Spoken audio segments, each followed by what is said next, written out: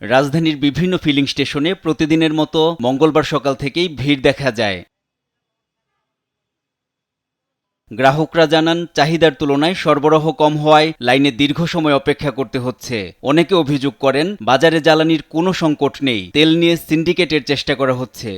না, তেলের সংকট নাই, তেল আছে পর্যাপ্ত পরিমাণে। তেলের হয়তো সংকট নাই, কিন্তু তেল একটা লিমিটের উপরে দিতেছে না। যেমন 500 টাকা তেল দিতেছে, আমরা 2 ঘন্টা সিরিয়ালে দাঁড়িয়ে আছি, তাতে আমাদের যে সময়ের মূল্যায়নটা তো হচ্ছে না। গ্লোবাল ক্রাইসিস, এই ক্রাইসিসের মধ্যে যে এখনো তেল দিচ্ছে বা লিমিটে পাচ্ছি, এটাই তো অনেক বড় কিছু।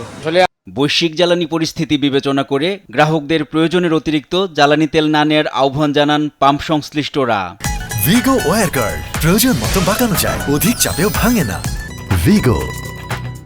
আমরা শুরু থেকে বলে আসতেছি, তেলের আতঙ্ক আর কিছু নাই। সরকার যে রেশনিং পদ্ধতি দিচ্ছে, আমরা ওইভাবেই তেল দিচ্ছি। এখন পাবলিক আসলে একটু আতঙ্ক হইয়া বারবার তেল নিচ্ছে, এটা একটা ফেনিক, আর কিছুই না। এদিকে পাম্প মালিকরা অভিযোগ করেছেন, ডিপো থেকে চাহিদা মতো জ্বালানি তেল পাচ্ছে না ফিলিং স্টেশনগুলো। রাত 8টা থেকে সকাল 7টা পর্যন্ত পাম্প বন্ধ রাখার প্রস্তাব দেন তারা। দেশে বর্তমানে তেলের যে মজুদ রয়েছে তা দিয়ে সংকট মোকাবেলা সম্ভব। বলা বাহুল্য, আন্তর্জাতিক বাজারে অস্থিরতা একটি সাময়িক সমস্যা, যা কাটিয়ে উঠতে সরকার সর্বোচ্চ চেষ্টা চালাচ্ছে। এই অবস্থায় যদি প্রত্যেকে নিজের গাড়ির ট্যাঙ্ক পূর্ণ করে রাখার প্রতিযোগিতায় নামেন, তাহলে সাধারণ সরবরাহ ব্যবস্থা ভেঙে পড়বে। NI নাহিদ, দেশ টিভি, ঢাকা।